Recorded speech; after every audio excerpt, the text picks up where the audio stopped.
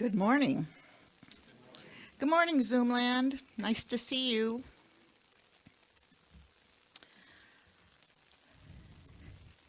My name is Judy Bethman, and I'm part of your Sunday service team here at Wellspring for Sunday, May 19th, 2024. We have a few announcements.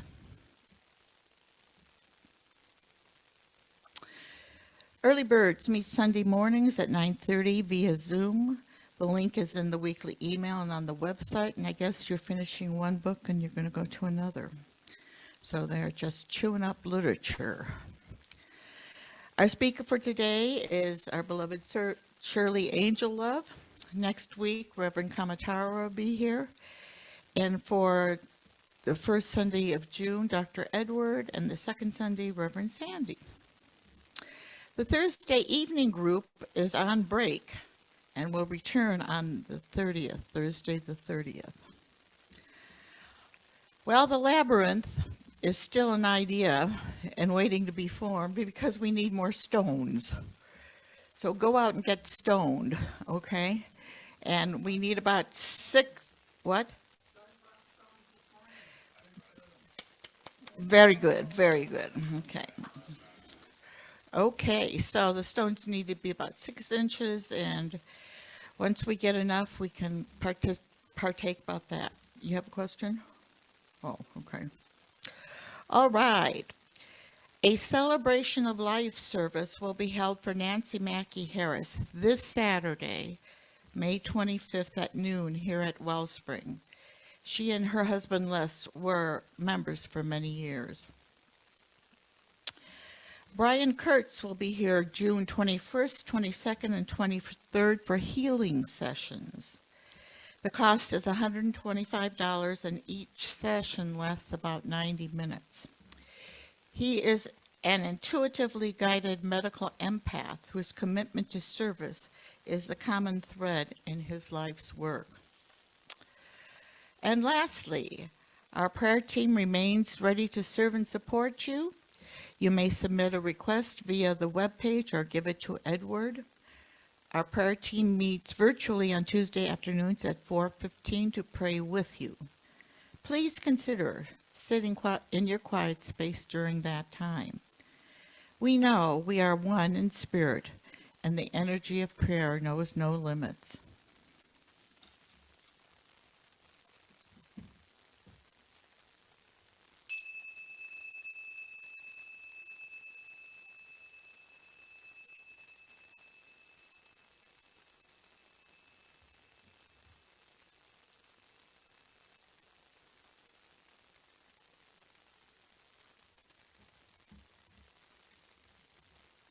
As the vibrations of that sound envelop the room, we invite spirit to envelop the room as well. We know that spirit is all and is the end of all. We invite spirit to permeate through our bodies, our vibrating, wonderful bodies. May we appreciate the vibrations that we hear around us and know that everything, even the rocks, even the grass, even inanimate objects, have vibrations of their own. So we let spirit bounce around this room in joy, because we are here in joy, for we love one another and wish the best for each other. And for this we give great thanks, and so it is. Okay, please stand if you are able and sing Whisper to My Heart.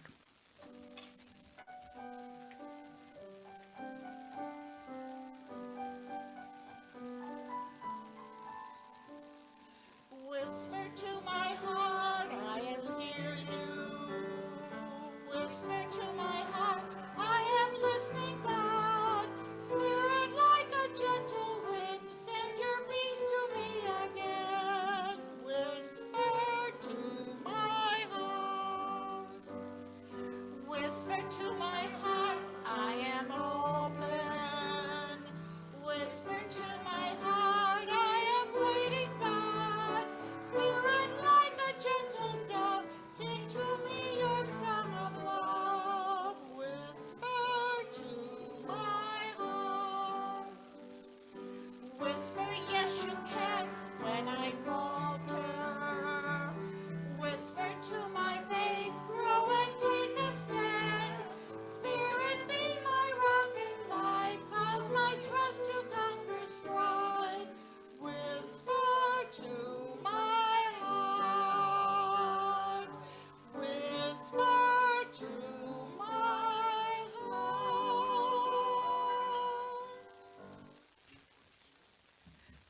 Okay, please be seated and let's do our vision, mission, and our affirmation.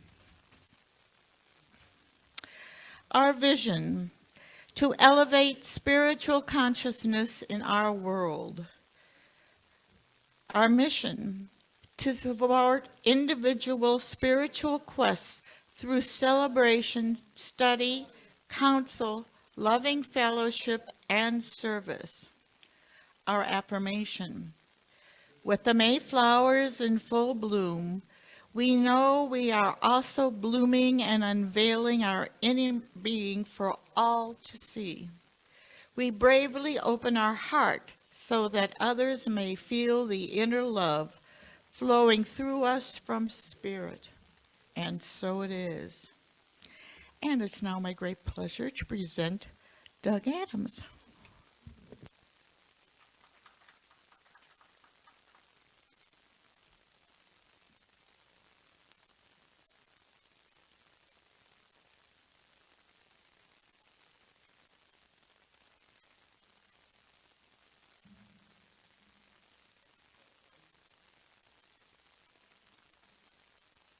This is a song that just I seem to keep going back to throughout my life. I think you'll probably recognize it, and I invite you to sing along as you feel it.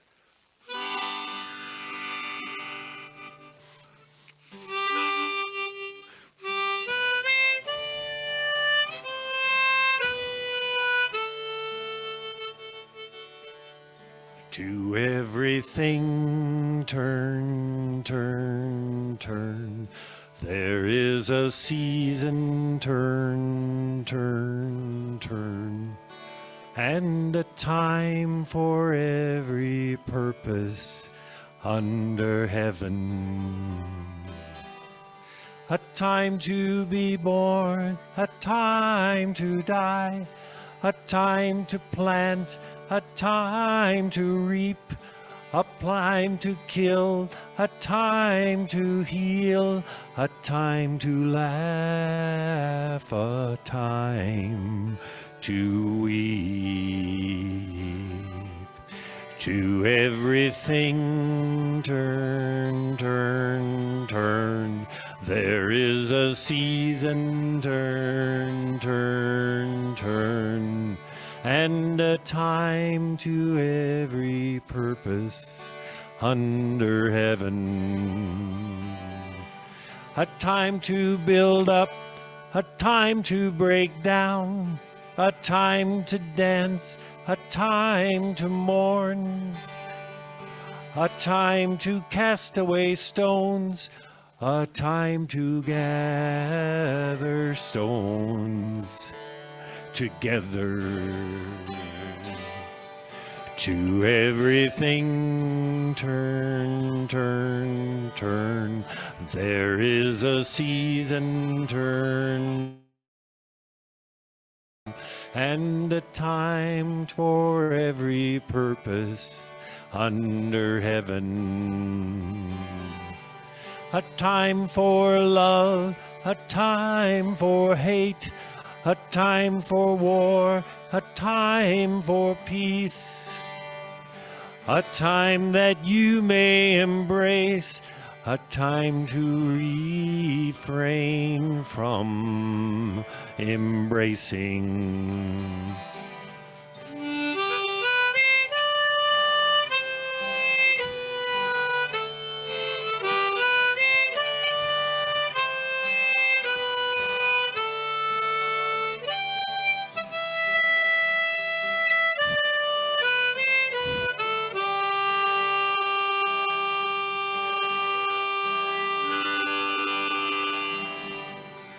A time to gain, a time to lose, a time to rend, a time to sow, a time to stay, a time to go, a time for peace. I swear it's not too late.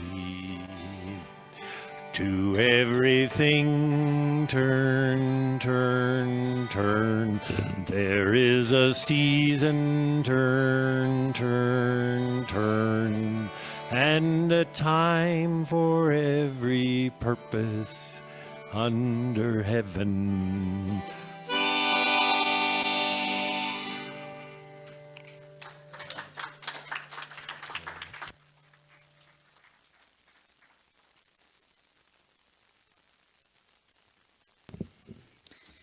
Thank you, Doug.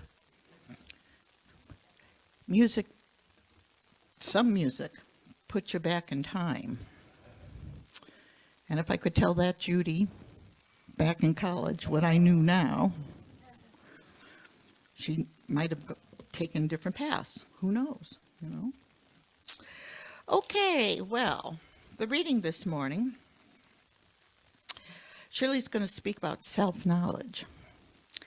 And Shakespeare, through Hamlet, said, "This above all, to thine own self be true, and it must follow as the night the day. Thou canst not then be false to any man."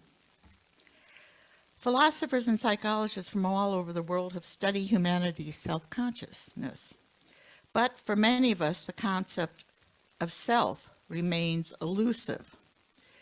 Thankfully, you don't have to be Descartes or Socrates to dig a little deeper.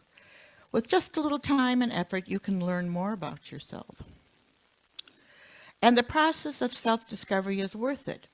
It makes us better leaders, better family members, and friends. When we know what makes us tick, we can improve our mental health and lead authentic lives. From adolescence to adulthood, you've been on your own journey toward self-discovery. So here are some self-knowledge examples and theories to help you know yourself. What is self-knowledge?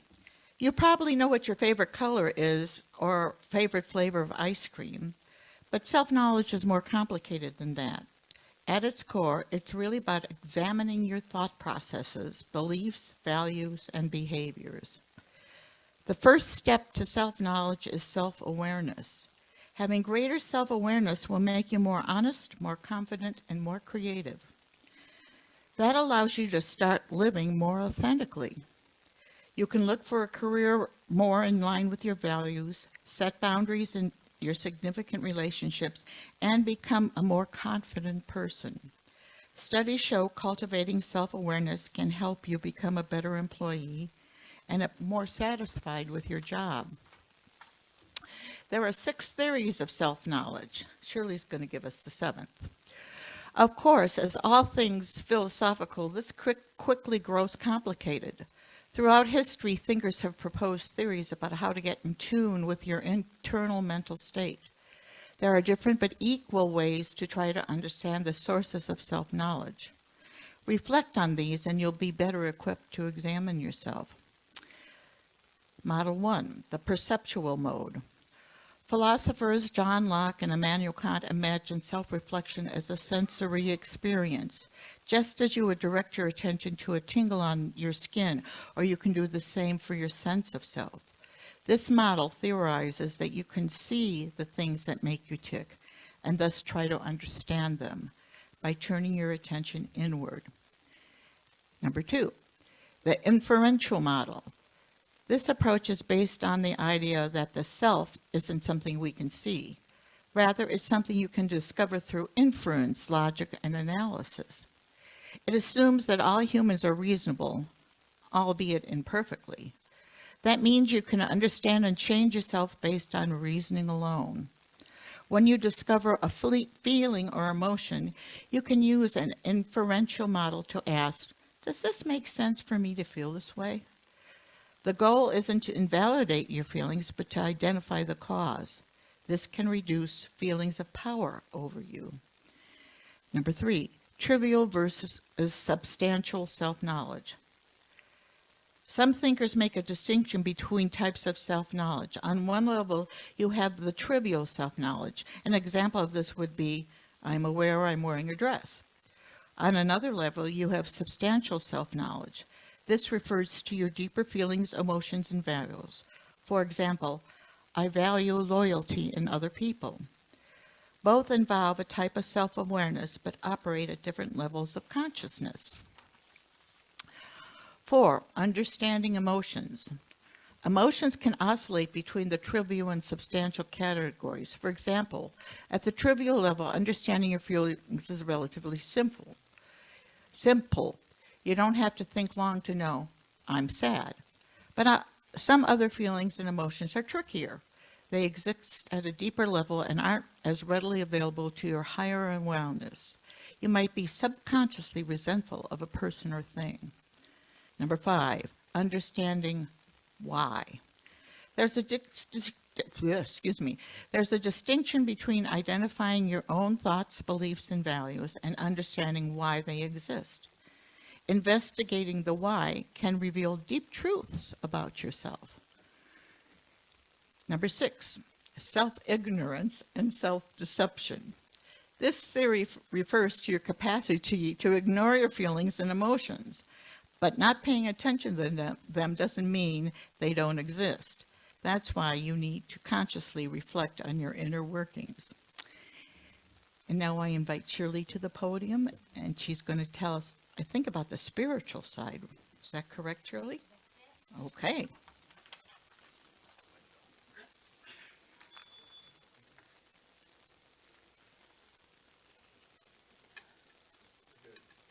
Good. Here we are. And I just want to thank you for being here today.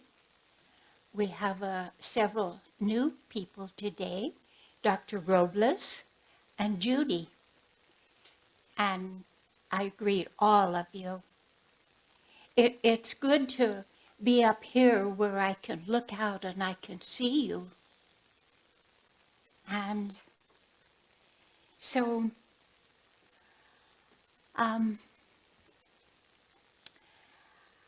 I was thinking about Wellspring, and I wonder if you've come to the well today to be refreshed, and to be reminded of who you really are. And so I feel there is a spring here as well that flows out to each of you. It's flowing, as Judy said. Thank you, Judy, for the reading, for all that you do for us here. And I just was thinking about the reminders, that spring that flows to us and in us to remind us of who we really are. And so my purpose today is to cause us to really want to know and discover who we really are. And I'm here to tell you and myself that I'm more. You're more than who you think you are. I've made some notes here. I'm not sure that I'm going to follow them, but they sure are good to hang on to because, you know, when you get up here, when I get up here, I have the drum accompaniment of my knees. And so I am thankful for these little pieces of paper in front of me.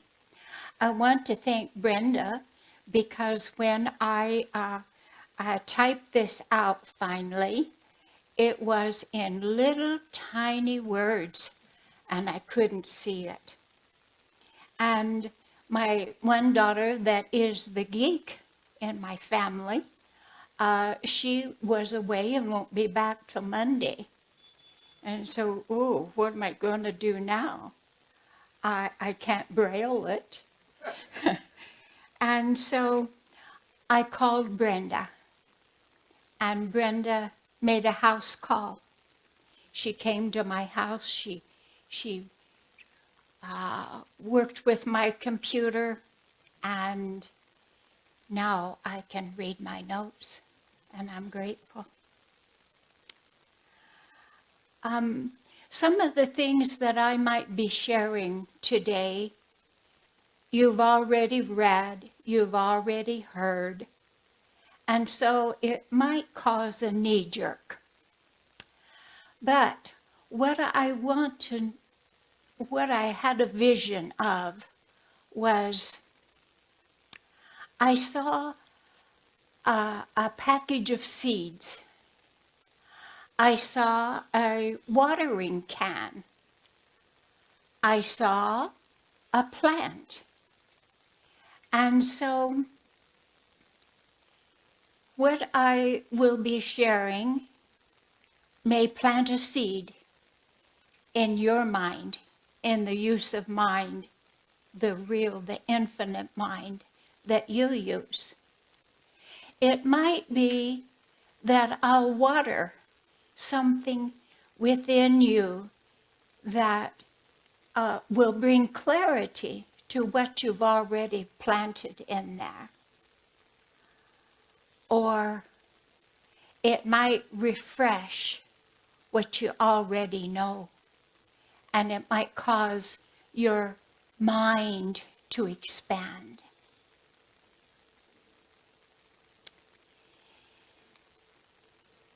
So, one of the things I also know about myself is that I feel like a mother hen. And I'm always active, looking around and having this urge to put everyone under my wings to protect them. I know another thing about myself, and that is I am playing as an encourager. I play as a listener. So,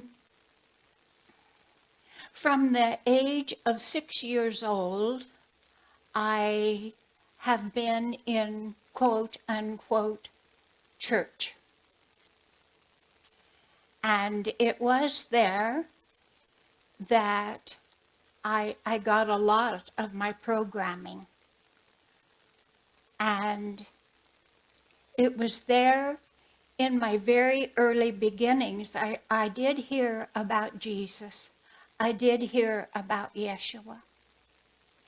And it began my search because I wanted to know, I wanted to feel this person that I had read about, heard about. I wanted to feel that love. I wanted to know that love.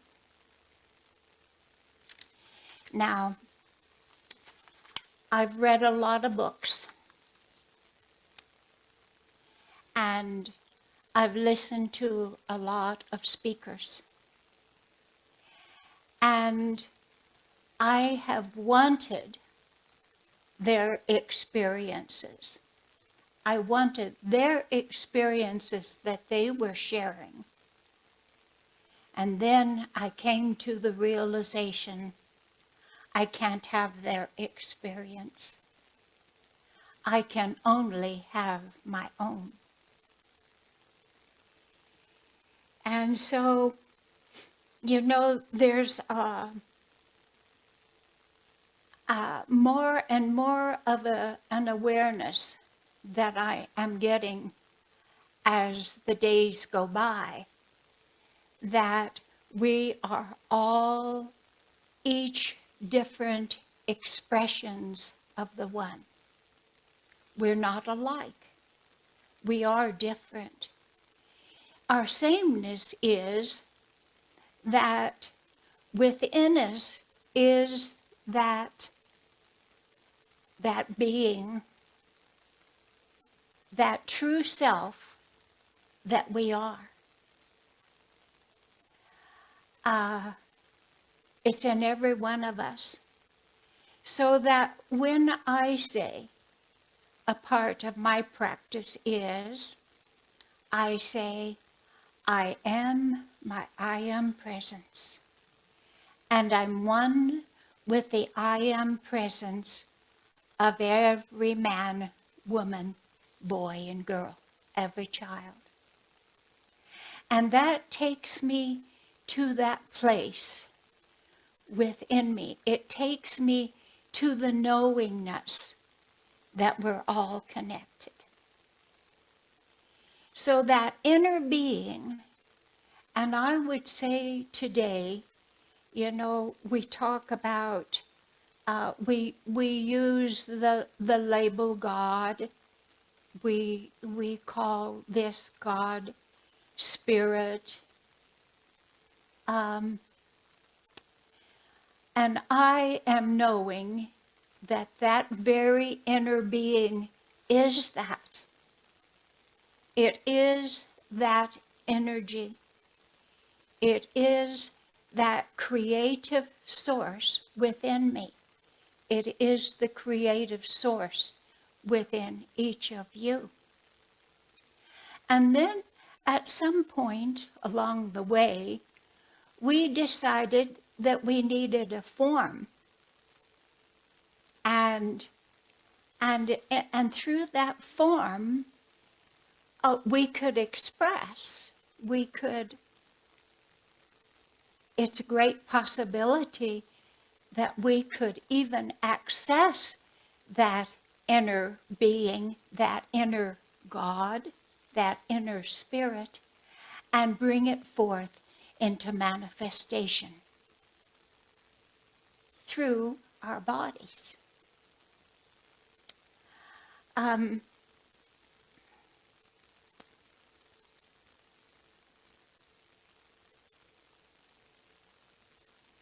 So where we are the same is we're all human. We chose to come here and play human, to learn, to grow, to change, to advance. And so what I feel is that we really are consciousness. And consciousness, that inner being, is, I don't know if you're feeling this. I feel like you are. It feels like it's really drawing on us. Sometimes it's really pushing on us. Sometimes it's calling us and wanting to come out and express, wanting to come out and help this human self, this personal self, know who it really is. So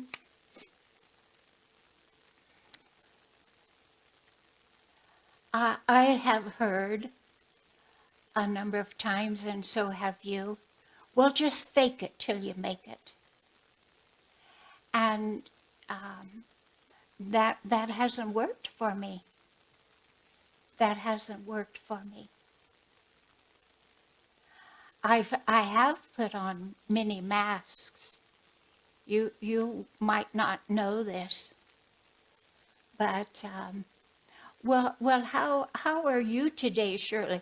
Oh, just fine. Just fine. Everything's good. When inside I was in the process of getting to know who I really am.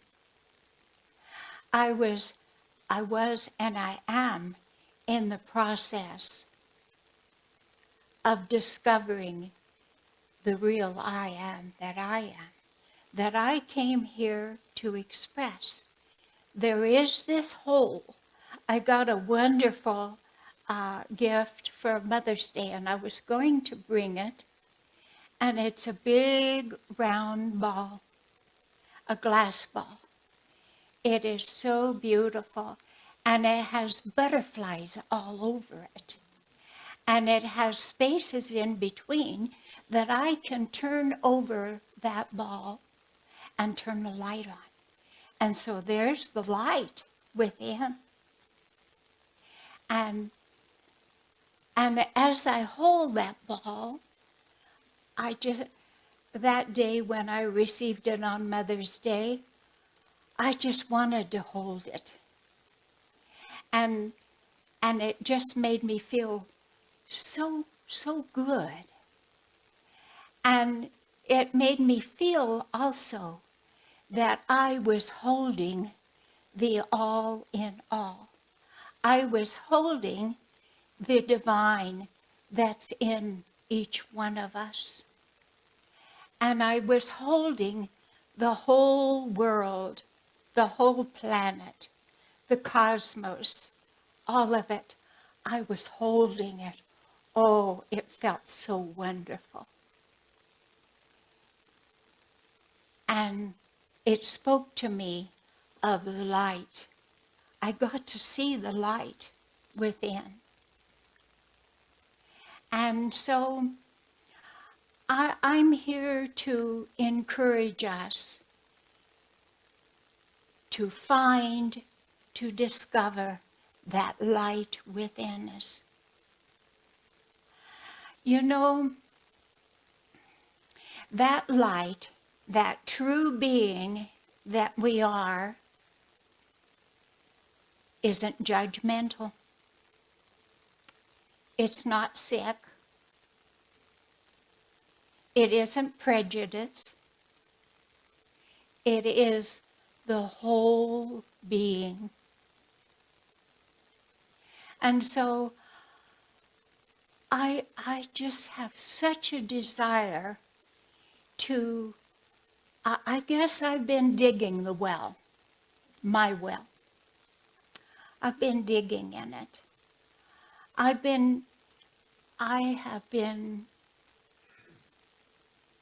have been letting go of a lot that was false beliefs. I've been letting go of a lot of stories, so I really don't have so many stories to tell you today.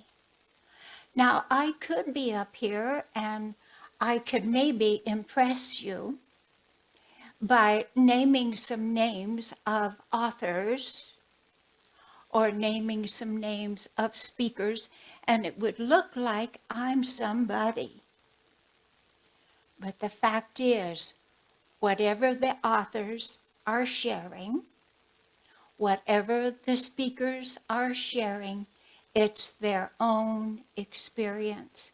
It's their own revelations. Now, some of the things that they share can be a seed, and you can take it and you can plant it in your own use of the infinite mind. So I have done a lot of comparing in my life up to this point. And so I have thought, now, why can't I be like that? Why can't I use their words to express like that?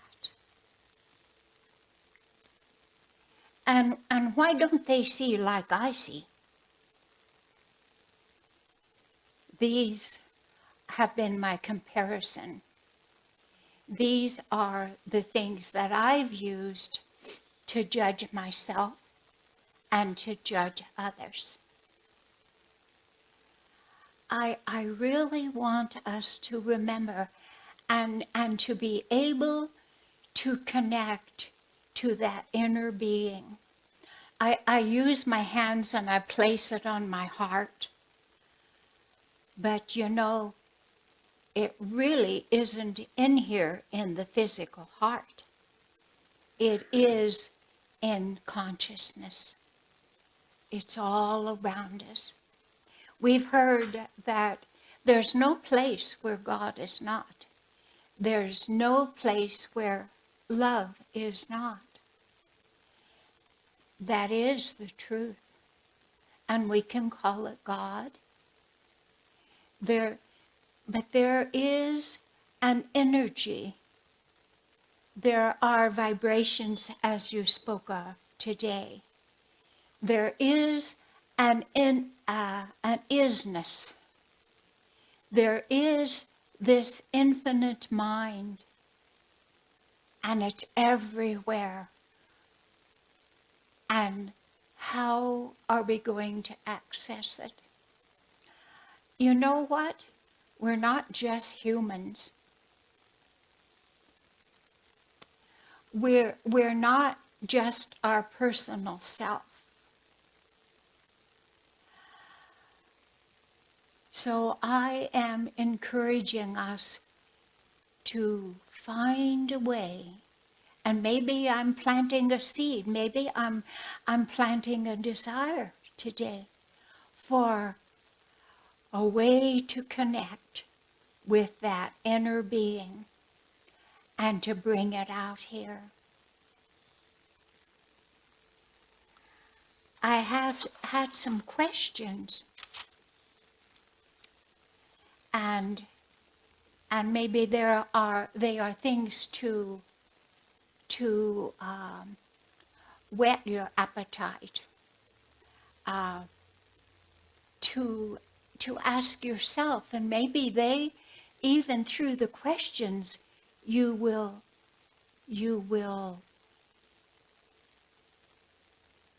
first of all be encouraged to let all of your old stories, your past, go. You'll be encouraged to let the hurts go. You'll be encouraged to, to let your stories go. Let your judgments go. I wonder, have we dragged them forward into this very moment in a suitcase, an old suitcase, old stuff that we haven't let go of yet. And you know, as we let go of it, we are able to go deeper in that well. We're able to go deeper and be aware of the spring of newness of life. It's so important. It's so important for this time.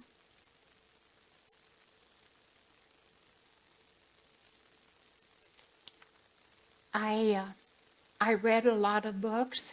I read, for my beginnings was in religion. And I had many different versions of the Bible.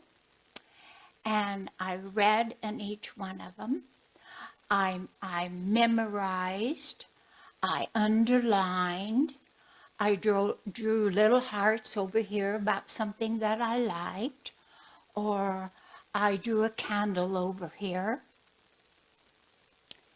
And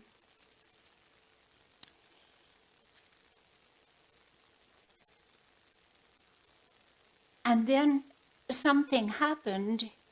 I had a crossroad experience. And I really thought that what would make me this person like I thought Jesus was, or is, that it meant that I needed to go to church every Sunday. It meant that I needed to go every time the door was open. And it meant that I needed to give financially.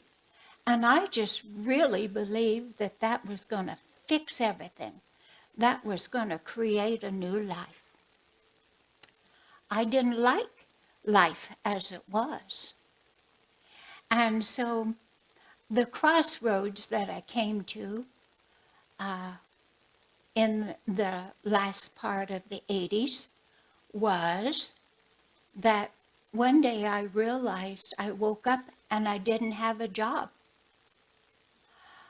I didn't have a husband. The husband had left. My children, two of them were visiting my mother in Colorado, and the other one was married. And here I was, alone. And I came to the crossroads, and I said, I spoke to the God of my then understanding. And I said, I don't believe I need you anymore. Now I've done all the things that I've been taught to do, and here I am. So goodbye. And so I took all of those versions of the Bible and I slammed them shut and I put them somewhere else. And then I was thinking, well, now what? Now what? Because that's all I knew. And so I'm going to fast forward to today. And perhaps you'll identify with this. But at the end of the 1980s, I guess I'll go back just a jiffy, I was introduced to New Thought. New ways of thinking and being. And here we are. Here we are. I'm looking out and I'm seeing each of you beloved selves. And here we are. And what? Who are you? Do you know who you are? I'm encouraging you to find a way to discover another part of yourself, an intricate part of yourself, a real part of yourself. And that real part of yourself is, like I said earlier, it isn't hurting. It's perfect. It's your wholeness. And bring it out. Bring it out. First spend some time with it. Spend some time feeling peace within yourself. That's what it is. Spend some time feeling and knowing the love that you are. You really are. You really aren't a mess. You're more. You're really not just your body. You're more. And so, as we bring the real I am that we are, and we apply it, this human self that we're playing, this personal self that we're playing, and bringing that in, out, and discovering, wow, this is who I am. It's about bringing balance. Remember, you're not just your body. You're not the human, just the human that you're playing. But you are this all-powerful, all loving, all magnificent, all beautiful, all intelligent self. That's who you are. Are you experiencing that? Well, I'm just here to encourage you. I'm here to be a cheerleader, perhaps, and to say, come, come, know who you really are. And be that. It's going to take a balance, beloveds, and then I'll close. It's going to take a balance to bring unity in this world. It's going to take a balance of your inward being, your human, your personality. It's going to take a balance in every one of us to bring peace, to know who we really are.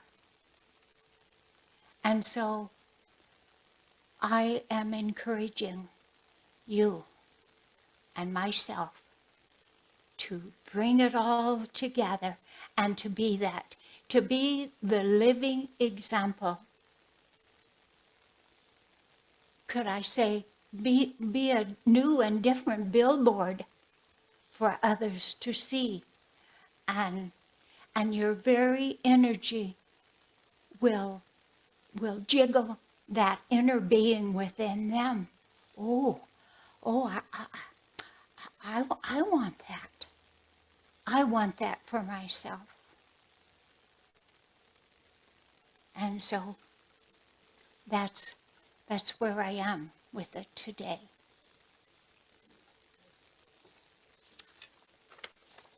And so we'll just pause for a moment now and go into that place.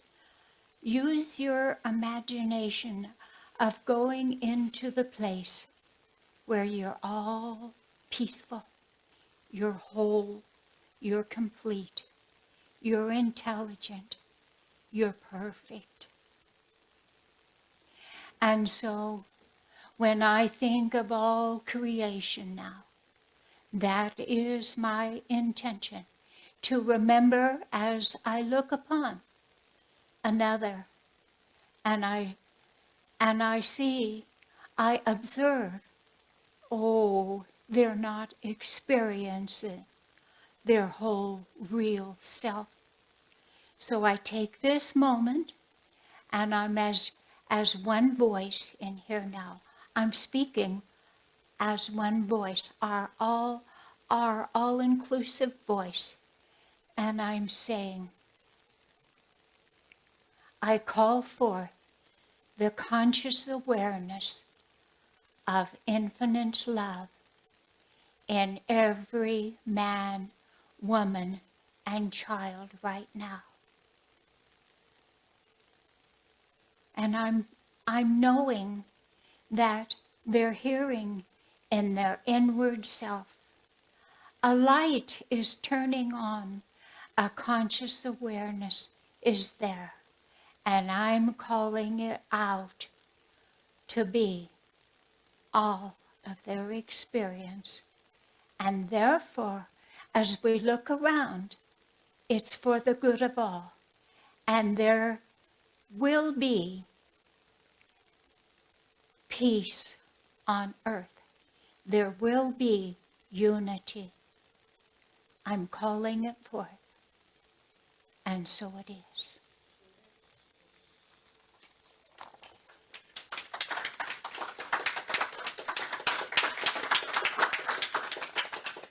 Thank you. Thank you.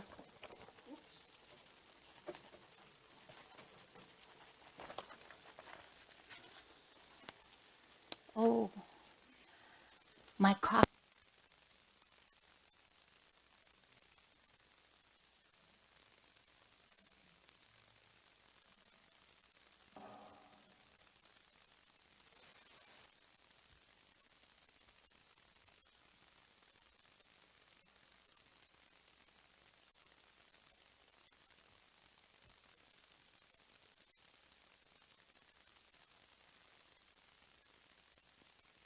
That was lovely. Yeah, thank you for reminding us.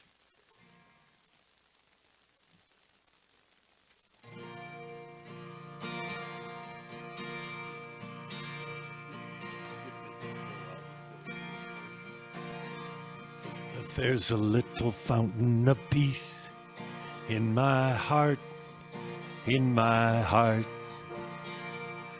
There's a little fountain of peace in my heart.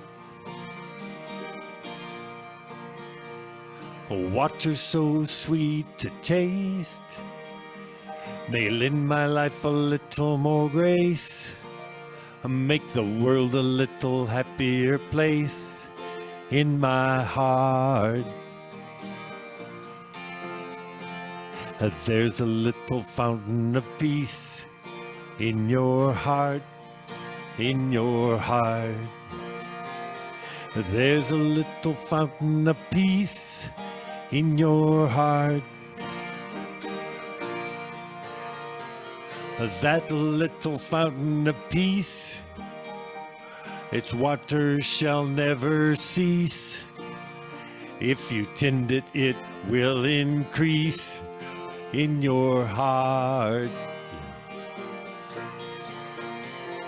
Maybe someday the little fountain will overflow and spill its shimmering waters on this old dusty world we know. A fountain in my heart, a stream in my neighborhood, a river running through this land, an ocean all around the world. Oh, there's a little fountain of peace in my heart, in my heart. There's a little fountain of peace in my heart. Water so sweet to taste may lend my life a little more grace, make the world a little happier place in my heart.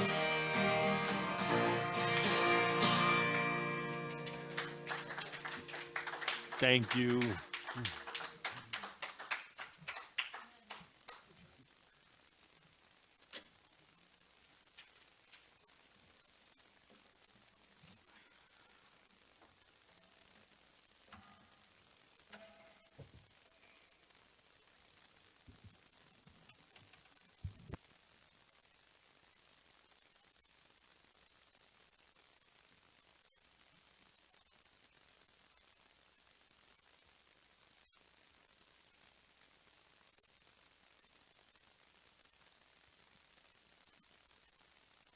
Sometimes I can do it, sometimes I can't. Thank you, Doug. Thank you, Shirley. Okay, now it's time for our offering.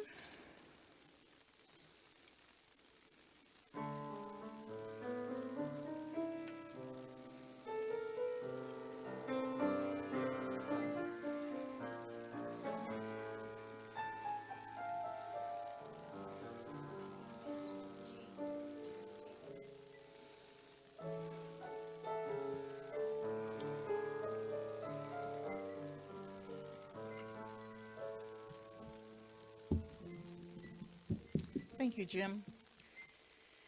We are thankful and acknowledge these gifts and the virtual gifts that we will receive because we know that by giving we are part of the one flow of the universe.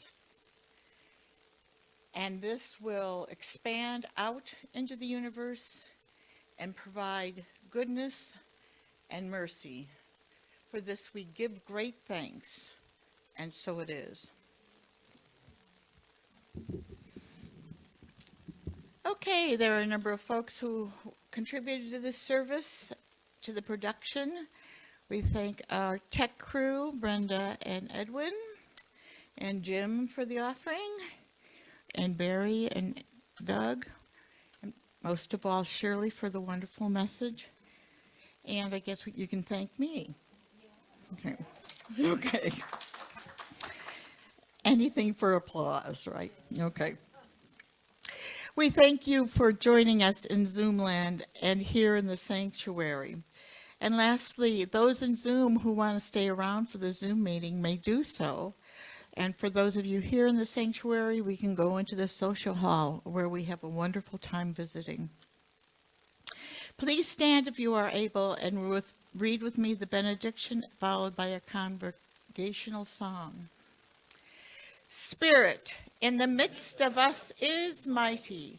Joy, peace, and eternal life are our true nature and flow through us into the world. And so it is.